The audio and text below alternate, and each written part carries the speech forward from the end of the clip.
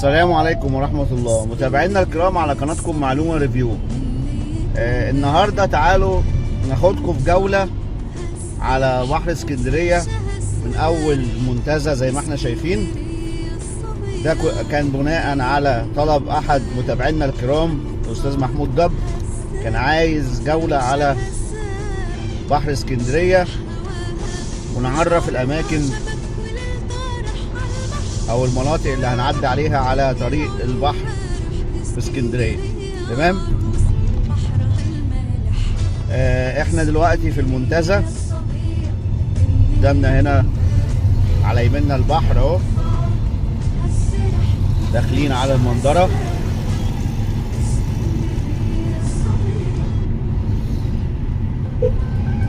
تمام. طبعا هنا الشواطئ تبتدي من اول المنتزه لغايه ما نوصل لغايه سيدي بشر. الشواطئ موجوده. تمام.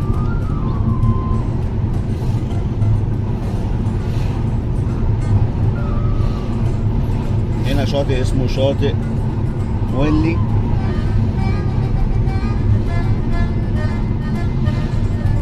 طبعا اسكندريه في الصيف بتبقى مش بالوضع اللي احنا شايفينه ده. طبعا دلوقتي عشان المدارس والامتحانات والكلام ده، فاسكندريه الى حد ما في الوقت ده هاديه شويه، مفيش الزحمه المعتاده.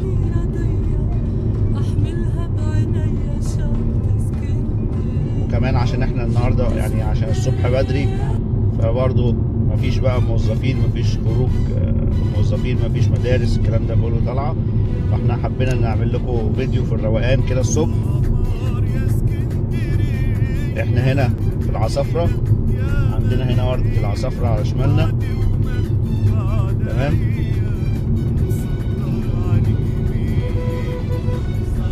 بعد كده داخلين على 45 اهو.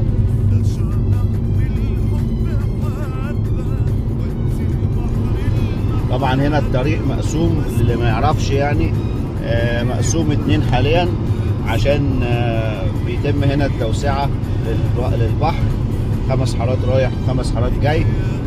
خلاص يعتبر الجزء اللي هو ناحية العماير ابتدوا يسفلتوه خلاص من أول سيدي بشر، من أول 45 لغاية المنظرة. وده نفق 45 الجديد.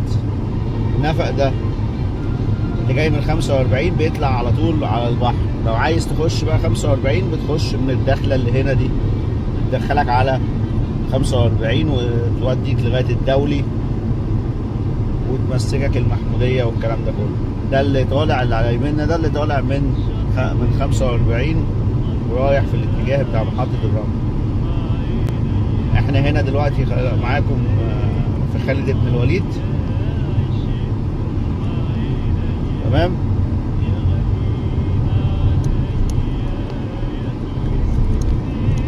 بنعرفكم بالمناطق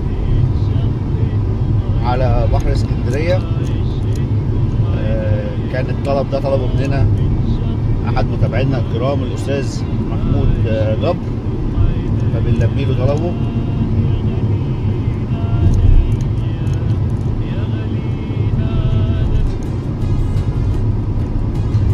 خلاص سيبنا خالد بن الوليد وداخلين على بير مسعود. وبعد بير مسعود هيبقى معانا خليل حمادة على شمالنا. شارع خليل حمادة ده بيودينا لغاية القطر أو مترو اسكندرية. بعد كده هنا عندنا نادي السيارات على يميننا. تمام. هنا برضو لسه التوسعة ما خلصتش في الجزء ده.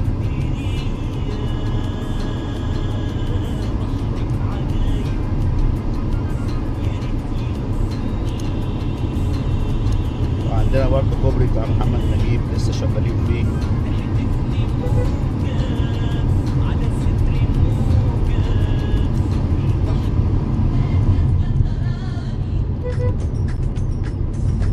ادي على شمالنا هنا هيبقى شارع خليل حمادة. داخلين خلاص على جامع سيدي بشر.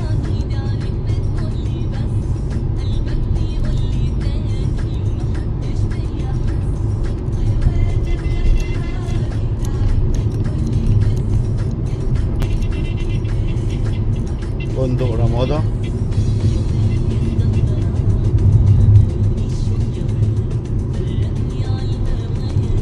ادي على شمالنا هنا جامع سيدي بشر،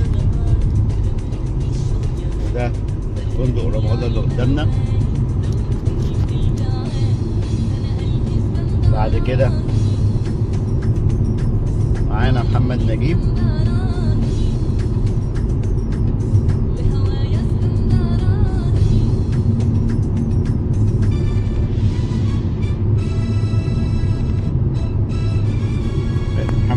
وادي الكوبري بتاع محمد نجيب زي ما قلنا قبل كده. الكوبري بتاع محمد نجيب ده هيبقى اتجاه واحد للي جاي من محطة الرمل، نكمل لغاية المعمورة والمنظرة والعصافرة. اما اللي عايز يعدي في اتجاه محطة الرمل هيعدي من تحت الكوبري ده. فالكوبري اتعمل تسهيلا للوضع هنا.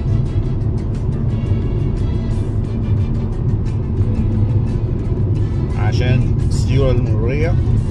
تمام. في نفق مشاة برضو بيتعمل خلاص، يعتبر خلص.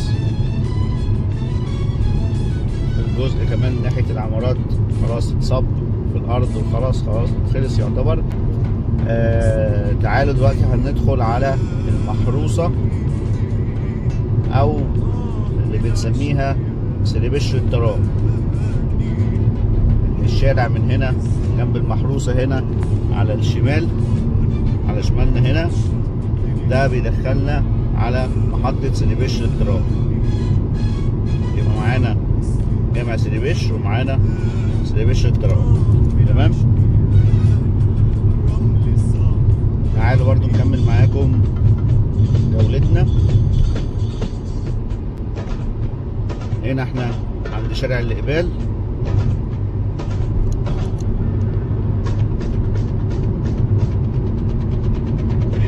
بعد كده نكمل هيقابلنا لوران شارع شعراوي.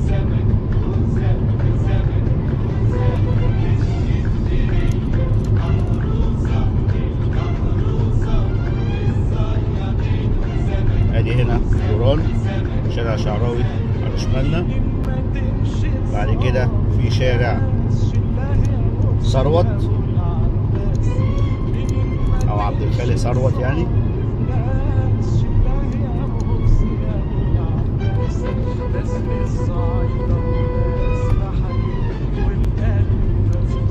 بعد كده احنا كده دخلنا على سان ستيفانو، فندق الفور سيزون على شمالنا هنا.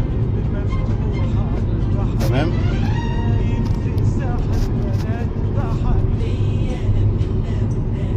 ادي فندق الفور سيزون.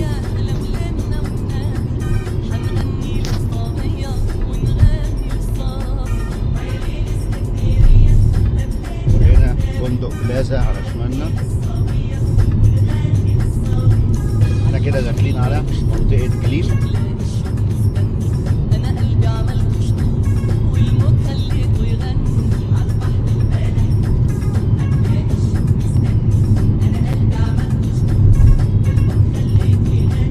ده قصر جليم الشهير او قصر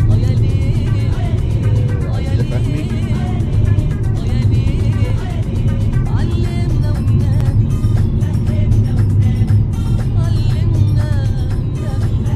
كل ده احنا دلوقتي هنا في جليم. هنا في مثال جليم باي.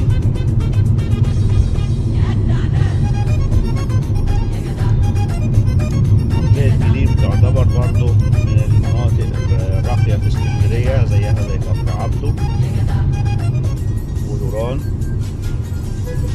وسموحة. تمام. هنا المكان ده داخلين على سبا باشا خلاص.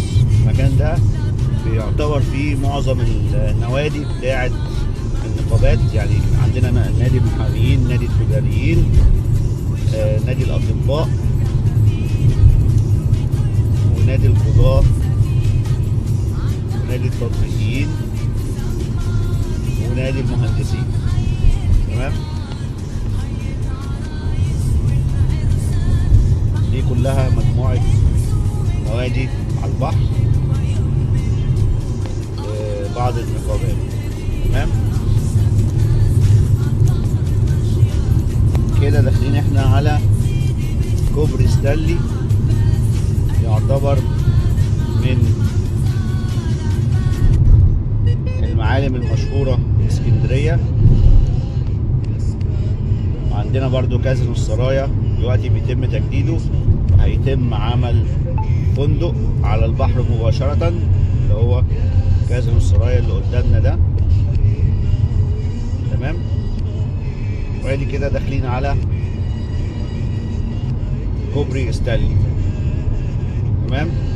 تعالوا ننهي جولتنا هنا، ويبقى ان شاء الله في جزء تاني للجولة هتبتدي من سيدي جابر لغاية ما نوصل لغاية قلعة قايتباي وبحري ان شاء الله الأنفوشي. انتظرونا ان شاء الله في الجزء الثاني. نشوفكم ان شاء الله على خير، والسلام عليكم ورحمة الله.